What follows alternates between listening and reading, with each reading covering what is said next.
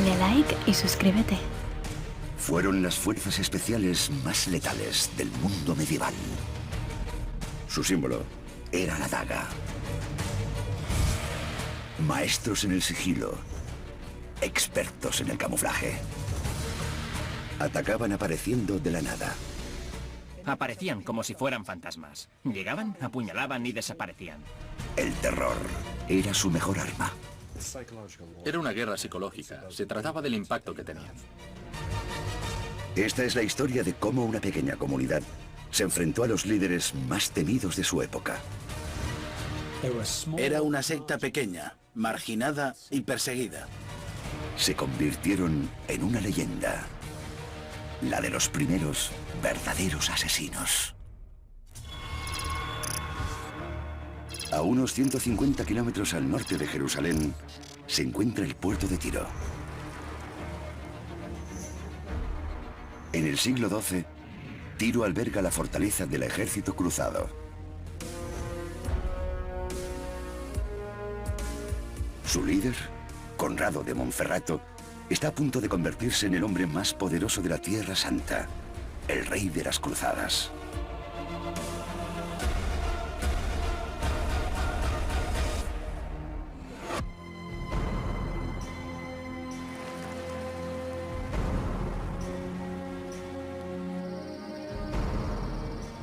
Esa noche, Conrado regresa a su hogar después de cenar.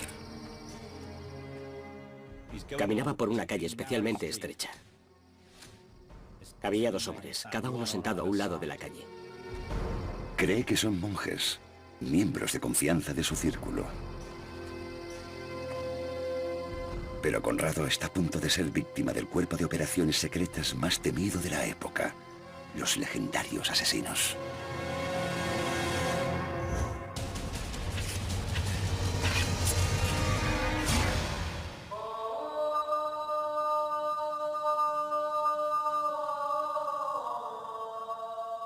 El origen de los asesinos se sitúa a cientos de kilómetros de distancia de Tierra Santa, en la Persia del siglo XI, país que ahora conocemos como Irán.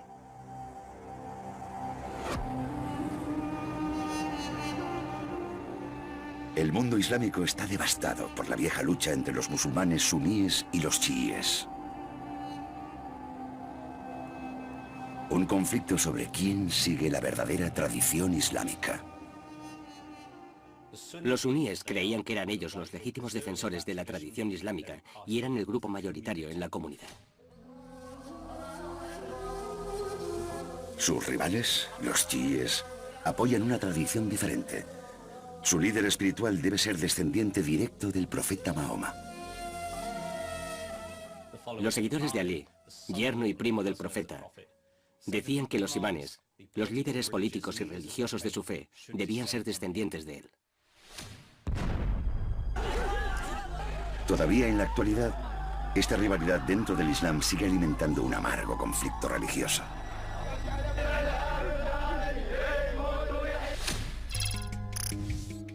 En un lugar remoto al norte de Persia, se encuentra la fortaleza de Alamut.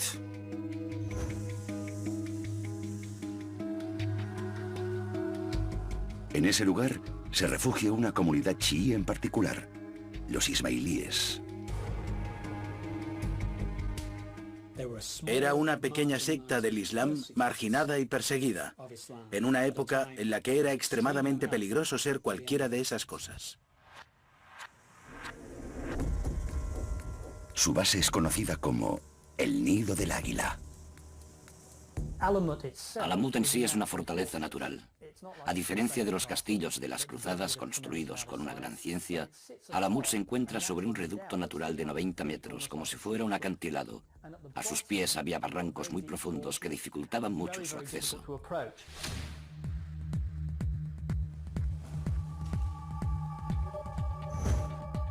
El líder de esta pequeña y remota comunidad es Hassan Sabah, un hombre carismático que exige absoluta devoción por parte de sus seguidores. Uno se pregunta si tenía una personalidad magnética, o tal vez hipnótica, para atraer a esta gente, a pesar de que les estaba pidiendo someterse a un régimen muy severo.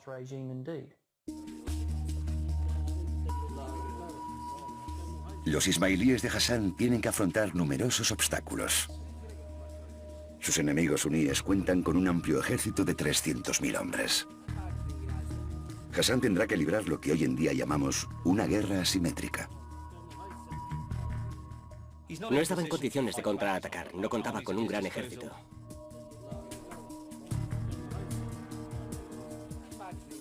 Para sobrevivir, Hassan debe encontrar algo que pueda hacer, incluso con su limitado número de hombres. Finalmente, se le ocurre una solución radical. Decapitará a sus enemigos suníes, asesinando a su líder. No iban a poder vencerlos en una batalla, así que se decantaron por un objetivo mucho más específico: eliminar al propio líder.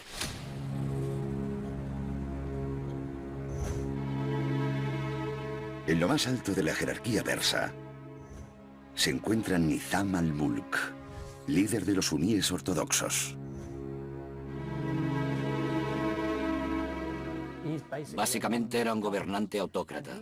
Su objetivo se centraba en eliminar a los herejes del corazón del Estado persa. Los ismailíes de Hassan son uno de sus principales objetivos. Los describía como la lacra de la sublevación. Creía firmemente que debían ser expulsados.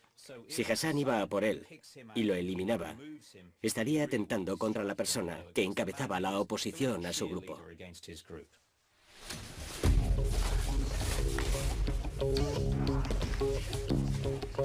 Hassan comienza a entrenar a una tropa de élite para llevar a cabo la misión. Elige a estos hombres entre sus más devotos seguidores, los fedayines. Los primeros fedayines seguramente procedían de esa zona particular de Irán. Así que eran hombres duros de montaña. Hassan comienza enseñándoles cómo luchar en las distancias cortas. Sus habilidades personales eran superiores a las de los ejércitos modernos. Los comandos de hoy en día no están tan bien entrenados para los combates individuales cuerpo a cuerpo, porque cuentan con tecnología. En la actualidad dependen de una tecnología que antes no existía. Solamente contaban con ellos mismos. Ellos eran el arma. La clave está en cómo atacar para poder eliminar a su objetivo. La primera es como un puñal. La clave del puñal es que tiene una hoja muy estrecha y fuerte, que permite un gran poder de penetración. La puñalada de un puñal te atraviesa inmediatamente. Se clava y atraviesa. Con el arma a escondidas podían sacarla, apuñalar y marcharse. El siguiente tipo es el arma cortante. La sacaban y cortaban. En un movimiento rápido, sería muy difícil incluso ver qué es lo que sucede.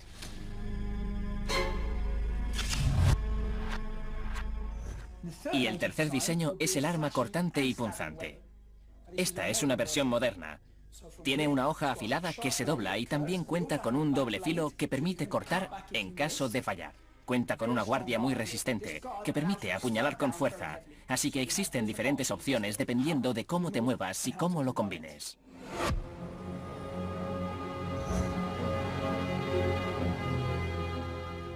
El siguiente paso de los ismailíes es conocido por las fuerzas especiales de hoy en día: recabar información sobre su objetivo.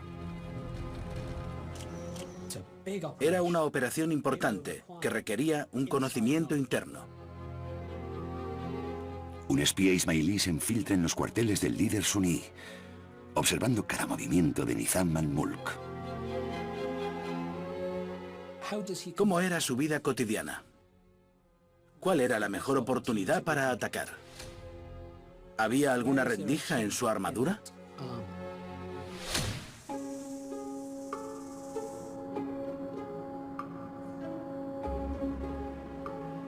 Esta información es enviada a la base.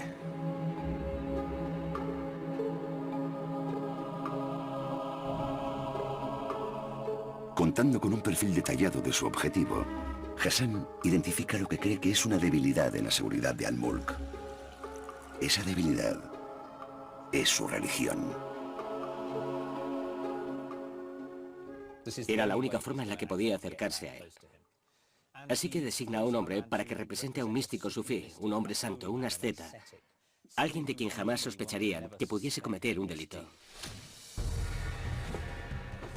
Los sufíes son vistos como hombres de paz. Cualquiera de estos hombres, con su aire de santidad, era recibido calurosamente por los poderosos líderes del Estado secular, como Nizam al-Mulk. No dejaban pasar la oportunidad de ser bendecidos por estos individuos.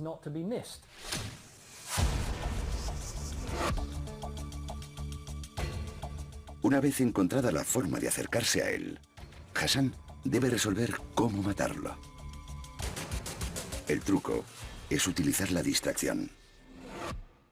Tenían que distraer a la persona con algo, tropezando o tirando algo al suelo para en ese momento atacar.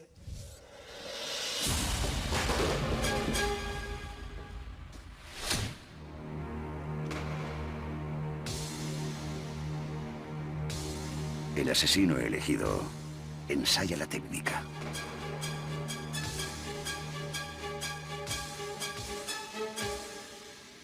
Tras meses de práctica, está preparado.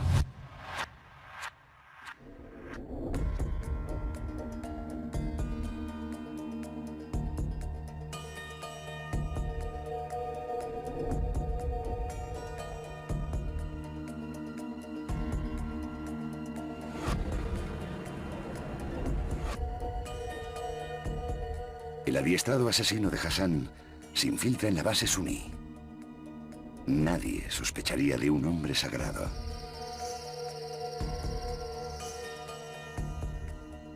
En los cuarteles de Nizam al-Mulk no hay ninguna sospecha de amenaza. Todo está en orden. A esa hora de la tarde, Nizam al-Mulk probablemente estaba de un ánimo excelente. Ya ha terminado su trabajo del día. Era el momento perfecto para los ismailíes. Era mucho más difícil acercarse a él durante el día, mientras trabajaba. Sin duda, él ya estaba pensando en los placeres de la noche con sus mujeres.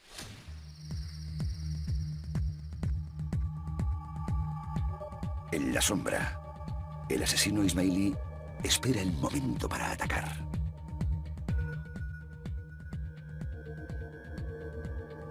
Al-Mulk está a punto de ser trasladado junto a su harén en su camilla.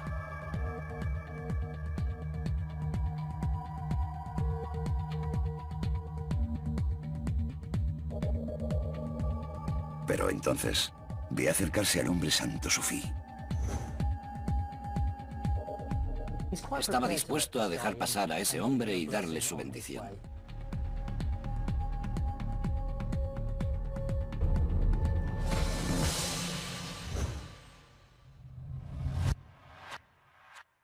Lo apuñala. Apuñala a Nizam al-Mulk y lo mata. La distracción ha funcionado.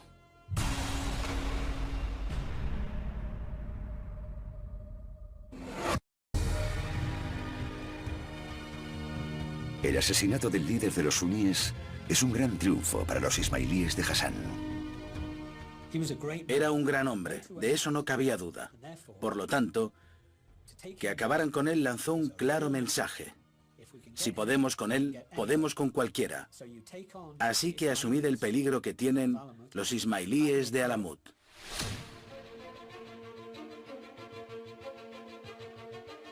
Durante los años siguientes, Hassan se aprovecha de esa ventaja.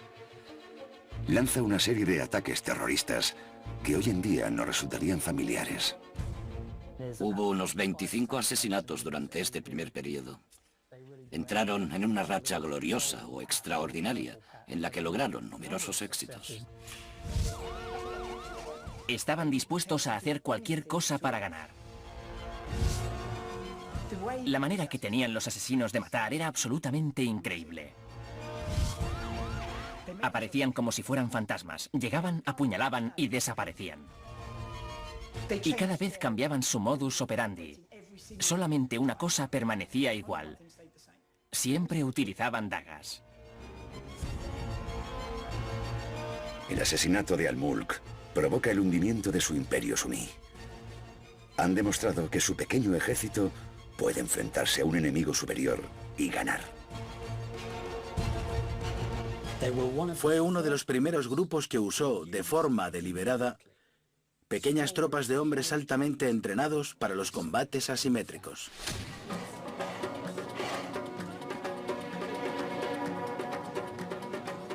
El éxito de los asesinos de élite de Hassan llega a convertirse en tema de conversación en las calles. En Oriente Medio, incluso se les dedica un poema popular. Decía que uno solo de estos guerreros podría atemorizar a cualquier rey, aunque tuviera un ejército de 100.000 soldados.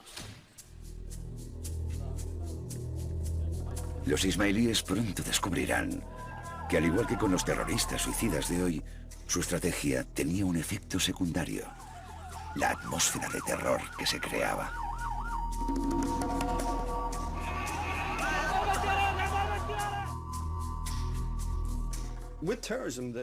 En el terrorismo, el objetivo fundamental es la guerra psicológica. No se trata de cuántas personas son asesinadas, sino del impacto que provocan. Lo que los hacía más temibles era que los hombres de Hassan no tenían miedo a morir. Los suníes se enfrentaban a un grave problema con los ismailíes, porque los hombres que enviaban aquellas misiones se entregaban a la muerte sin problema. Y eso obviamente los hacía aterradores. Lo que sucede hoy en día es muy parecido. Pero existe una diferencia fundamental. El método de los fedayines era mucho más preciso. No había daños colaterales, no se cobraban víctimas inocentes. Los ataques se dirigían al objetivo de forma específica, limpia y discriminada.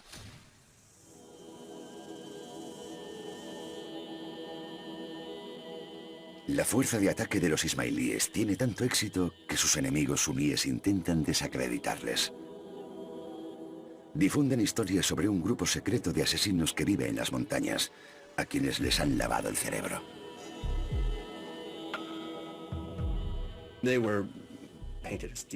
Los tachaban de locos fanáticos, desviados, que consumían drogas, del mismo modo en que se habla hoy en día de algunos grupos terroristas diciendo que son psicópatas fanáticos. El mito se vuelve cada vez más exótico.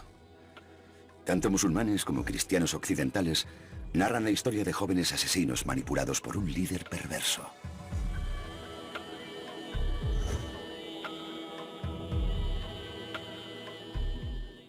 Se hablaba de pociones, promesas de jardines de placer eterno.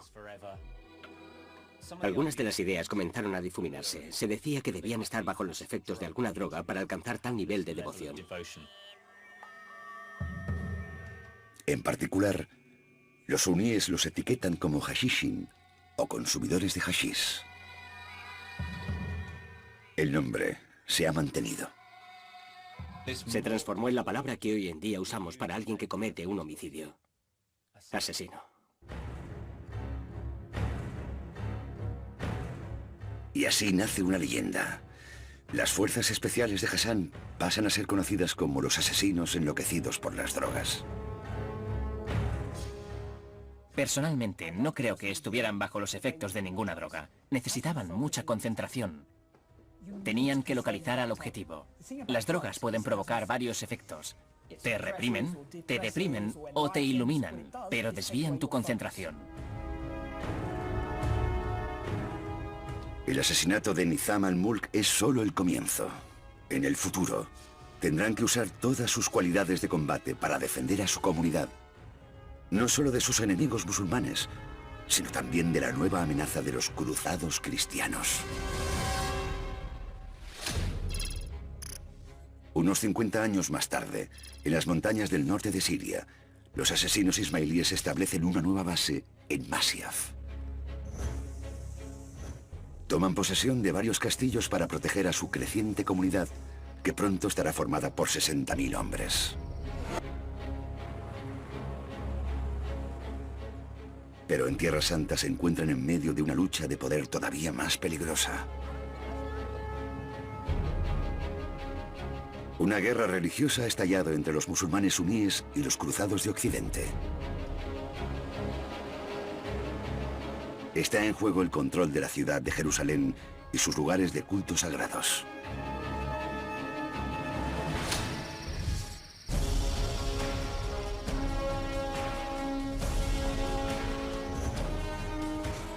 El gran líder de los asesinos en Tierra Santa es Rashid al-Din Sinan, un líder carismático. Tenía una personalidad parecida a la de Hassan y Sabah, el primer gran líder. Era una persona hipnótica, con poder de atracción, erudita, altamente inteligente y muy intelectual. Pero también provocaba un sentimiento paranormal. Iba más allá de lo natural. Era un ser superior. Provocaba un gran sentimiento de obediencia y devoción. Si le decía a alguno de sus seguidores que matase a alguien, este obedecía inmediatamente sus órdenes.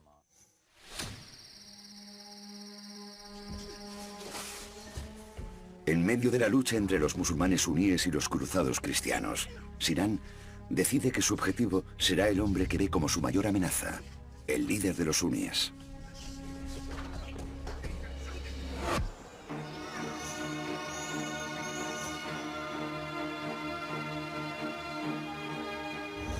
Saladino el Grande es el mejor guerrero de su época. Ha conseguido una serie de victorias contra los cruzados. Quería reunir a Oriente Próximo, Egipto, Siria y el norte de Irak, bajo su mandato. También es el fanático líder de los suníes. Era increíblemente ortodoxo y crucificaba a aquellos que consideraba heterodoxos o heréticos. Saladino es una amenaza mortal para los asesinos ismailíes. Por eso ocupa el primer lugar de su lista negra.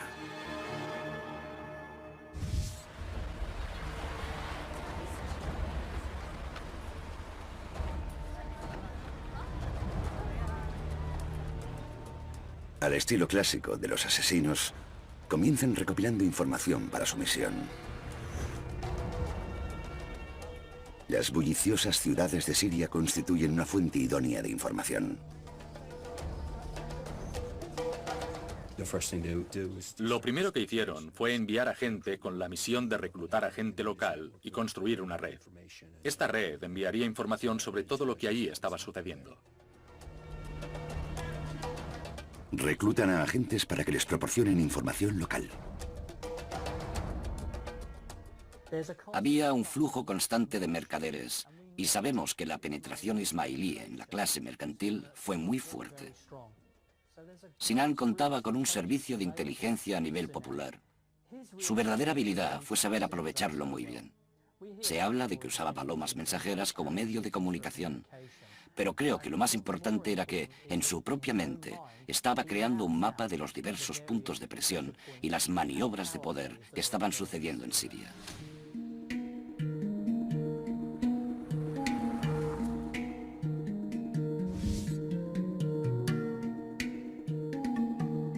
Para elegir como blanco a un líder de la altura, Sinan debe encontrar la manera de lidiar con su equipo de escoltas. Estos líderes, en un mundo muy hostil y peligroso, contaban con los mejores escoltas que existían. Necesitaban a los mejores escoltas porque su vida dependía de elegir a los hombres adecuados. La red de Sinan debe proporcionar información detallada sobre la seguridad de Saladino.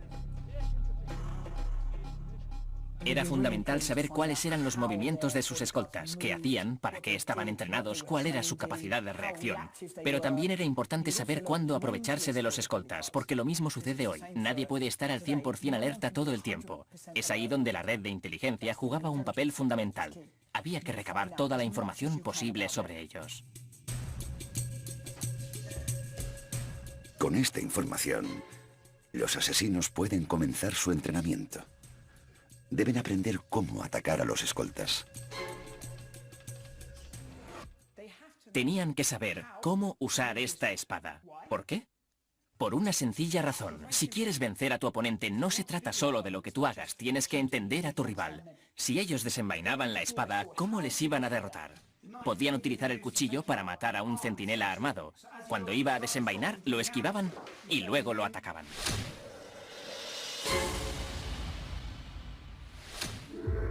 Primero practican cómo matar a un solo centinela. Lo primero era agarrar su cabeza, acercarlo hacia ellos y acabar con una puñalada.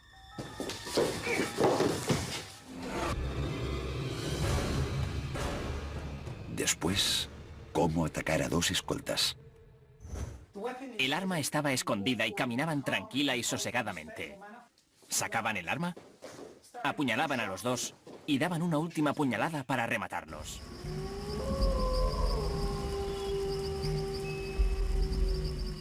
Tras semanas de entrenamiento, los asesinos tienen un último problema que solucionar: cómo infiltrarse en el campamento de Saladino. Probablemente se camuflasen como soldados. Eran muy buenos haciendo eso. Eran capaces de meter a gente en los puestos de mayor confianza porque se integraban fácilmente. No parecían una amenaza, no parecían forasteros. A unos 300 kilómetros al norte del territorio de los asesinos, Saladino se encuentra en plena campaña militar. No tiene motivos para temer ningún ataque personal. Está relajado en su tienda en el día elegido para su ataque. Los asesinos inician su estrategia.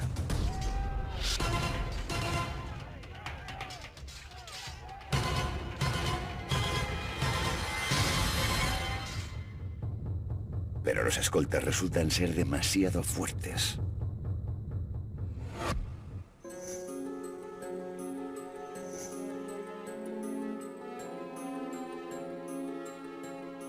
Para Sinan es un contratiempo, pero no un absoluto desastre. Al menos ha mostrado a su enemigo que va a por él. Esto le concede ventaja en la guerra psicológica contra Saladino. La primera señal de ello es que el gran líder suní comienza a llevar armadura las 24 horas del día. Saladino sabe que los asesinos nunca se rinden.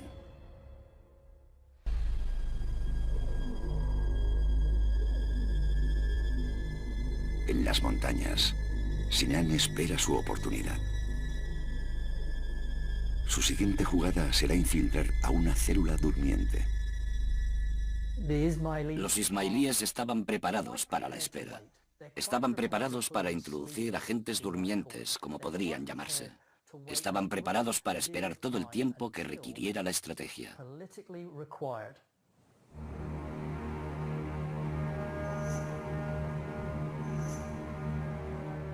2 años más tarde, Saladino se encuentra de nuevo en una campaña militar al norte de Siria. No es consciente de que los asesinos han infiltrado a uno de sus agentes en su propia escolta.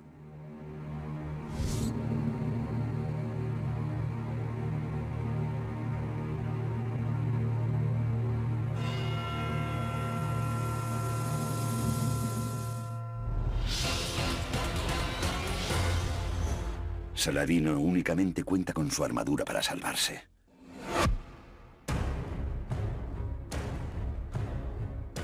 El gran líder no puede seguir tolerando esta amenaza. Decide atacar a los asesinos.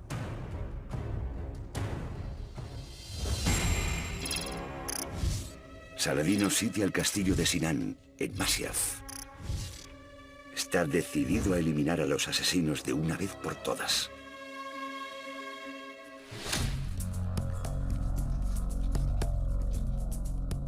Incomunicado y rodeado, Sinan se encuentra en grave peligro. Incluso asesinando a Saladino, los ismailíes no estarán a salvo. Es necesario conseguir que el líder suní retire a su ejército. Sinan debe idear un plan totalmente diferente. Sinan se dio cuenta de algo. A esas alturas consideró que sería más eficaz entablar una pequeña comunicación con el sultán.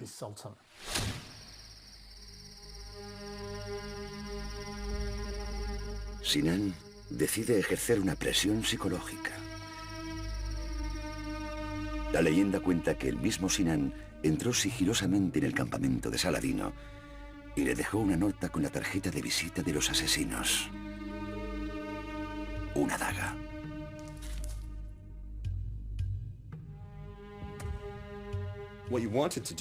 Lo que pretendía era intimidarlo. El mensaje era muy claro. Podemos atraparte cuando queramos. La nota dice: los fedayines no temen a la muerte.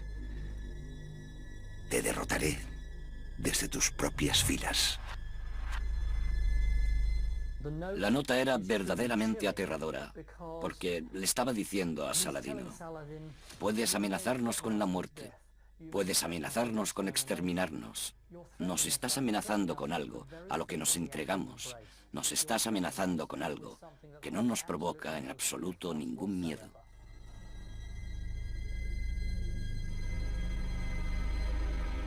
La táctica de intimidación de Sinan funciona y Saladino acepta iniciar las negociaciones. Sinan había causado mella psicológica en Saladino.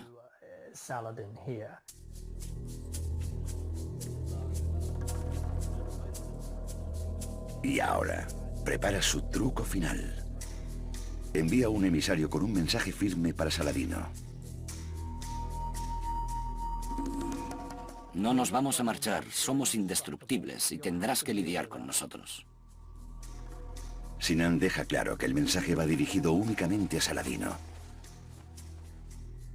El emisario se dirige al campamento de Saladino e insiste en hablar con el sultán en privado. El emisario dice: solo tú debes escuchar esto, nadie más. Y Saladino ordena que todos se retiren, excepto los dos escoltas que tenían su mayor confianza. El emisario vuelve a insistir. Le dice: no, el mensaje es para ti. ¿Por qué permites que estos dos hombres se queden? Saladino responde: confío en estos hombres como si fueran mis hijos. Lo que sea que tienes que decirme, puedes decírselo a ellos también. No se van a marchar.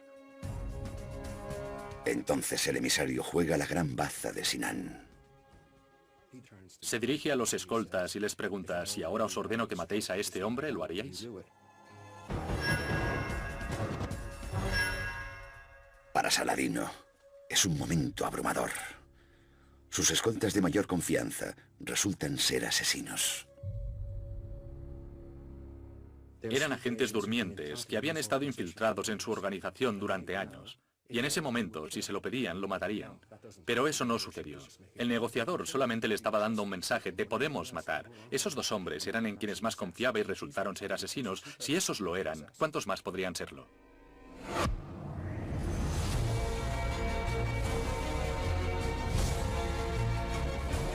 La guerra psicológica funciona. Saladino levanta el cerco y los asesinos de Sinan vuelven a estar a salvo. Pero su triunfo durará poco. Todavía deben enfrentarse a otro gran ejército en Oriente Medio, los cruzados cristianos.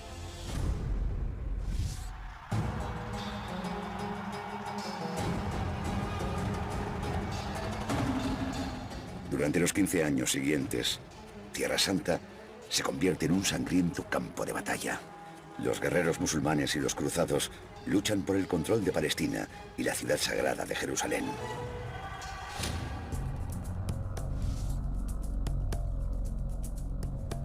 Finalmente, Saladino y su ejército suní conquistan Jerusalén. A unos 160 kilómetros al norte, los cruzados todavía ocupan el puerto de Tiro. Es aquí donde surge una nueva amenaza para los asesinos.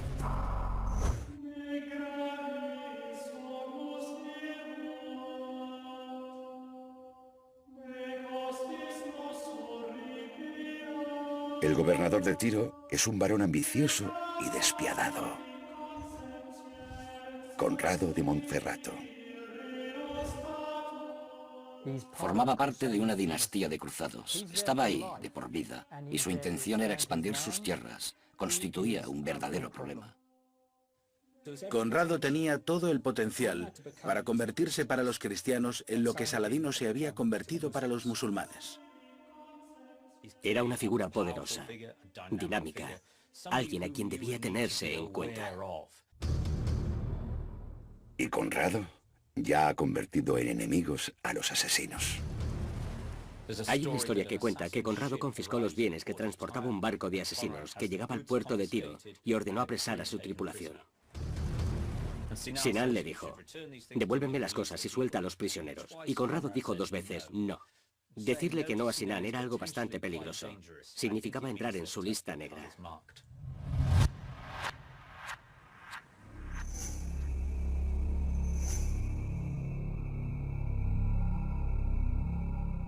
A Sinan le preocupa tanto la creciente fuerza de Conrado que decide infiltrarse en su base de Tiro. Su plan es enviar a otra célula durmiente. Las agencias de inteligencia en la actualidad, cuando seleccionan a sus agentes, buscan a personas a las que llaman hombres grises, personas que pasan desapercibidas entre la multitud. Si infiltras a un hombre fuerte de 2 metros, sabes que va a destacar, que va a llamar la atención. Es muy probable que las personas que los ismailíes elegían para este tipo de misión fueran personas en quienes uno no repararía 2 veces. De hecho, era muy importante que pasaran desapercibidas. Sinan transforma a estos hombres en personas de confianza para Conrado. Adoptan la identidad de monjes, conversos recientes a la fe cristiana.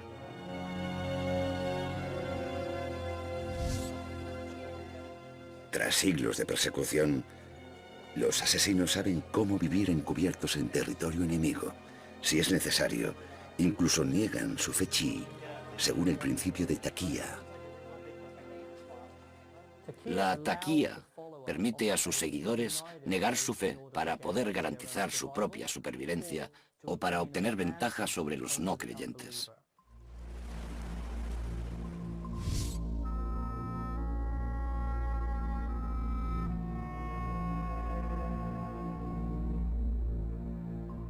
Los asesinos deben jugar su papel con mucho cuidado para no levantar sospechas.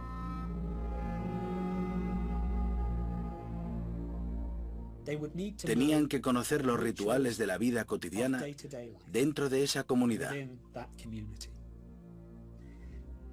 Necesitaban integrarse perfectamente a la rutina del día a día.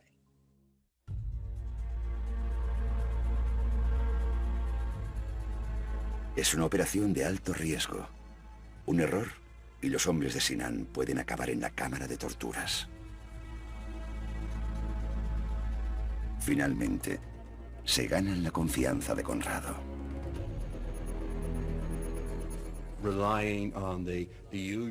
Con la forma de ser agradable, confiable y hábil de los asesinos, podían llegar a infiltrarse en posiciones de confianza y de seguridad.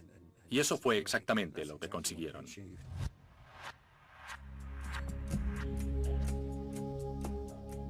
Durante los 6 meses siguientes, se dedicaron a observar los movimientos de Conrado. En esta fase, tenían la orden de espiarlo, no de matarlo. Pero entonces, cambiaron sus planes.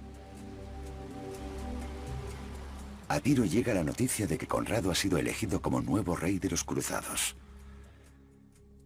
Eso lo convertirá en el líder cristiano más poderoso de la región. Son muy malas noticias para los asesinos. Sinan debe actuar con rapidez.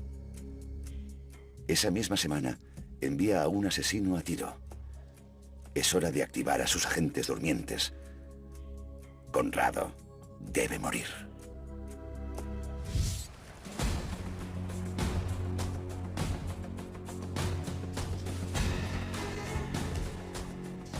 En secreto, los 2 asesinos comienzan a entrenarse para la misión. Su arma es la famosa daga. Pero saben que solamente contarán con una oportunidad. Si vas a matar a un oponente, debes asegurarte de que esté muerto. Necesitas confirmar su muerte. En la actualidad, si disparas a alguien, después le disparas en la cabeza para asegurarte de que está totalmente muerto.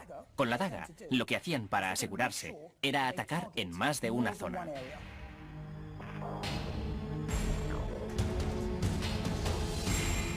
Hasta no haber perfeccionado totalmente sus movimientos, los asesinos no atacaban.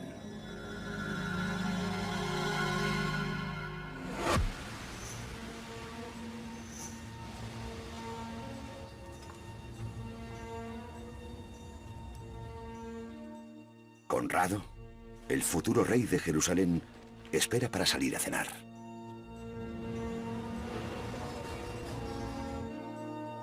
Es común que los historiadores medievales responsabilicen de ciertas situaciones a las mujeres. En este caso se insinuó que su esposa estaba tardando demasiado en el baño y por eso se marchó solo. Conrado sale a la calle, dirigiéndose a cenar con un amigo. La situación estaba llegando a un punto crítico. Sinan tenía que lograr su objetivo. Conrado debía morir porque pronto iba a ser coronado. Así que la célula durmiente en este punto decide arriesgarse.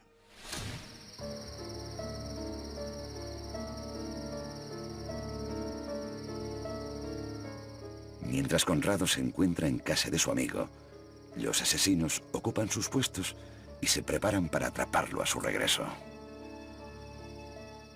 Los últimos momentos serían clave. Debían comprobar que todo estaba listo y que todo funcionaba correctamente. Por ejemplo, las túnicas. Tenían que asegurarse de que podían sacar la daga inmediatamente. Sabían lo que iban a hacer. Y eso era para lo que se habían estado preparando toda su vida.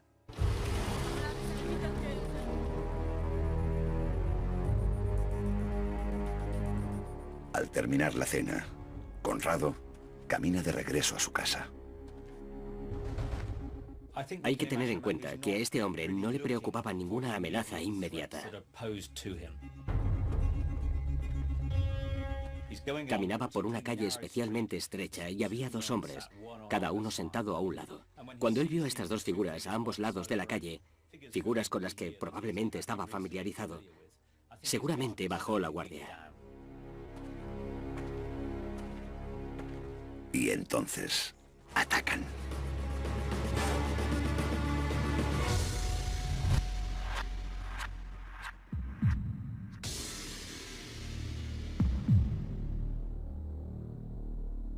Conrado de Monferrato está muerto.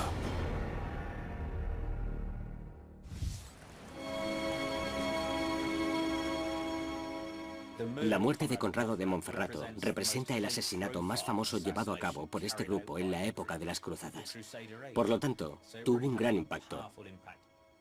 Fue una historia que llegó hasta Europa y también hasta Oriente Próximo.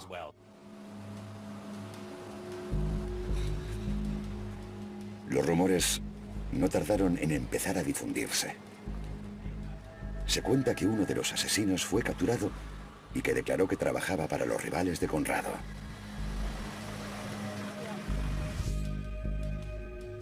Algunos señalan con el dedo al adalid de los cruzados, Ricardo Corazón de León. Otros dicen que fue Saladino. Su muerte resultó muy oportuna. Mucha gente salió beneficiada. Pero no podemos saber con exactitud quién instigó su muerte, quién dio la orden. Lo que sabemos es que los asesinos no lo hubieran matado si hubieran creído que iba en contra de sus intereses. Sinan no le cuenta a nadie la verdadera historia.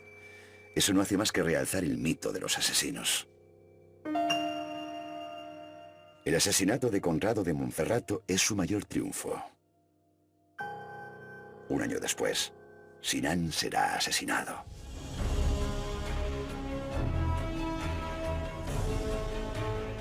Las hazañas de los asesinos en Persia y en Tierra Santa garantizaron la supervivencia de la fe ismailí. Fue una comunidad y una creencia que sobrevivió durante casi 2 siglos contra todo pronóstico. Tras varios contratiempos, los ismailíes continúan creciendo en todo el mundo. Este es el legado de los asesinos, que lograron resistir a sus enemigos más poderosos durante tanto tiempo.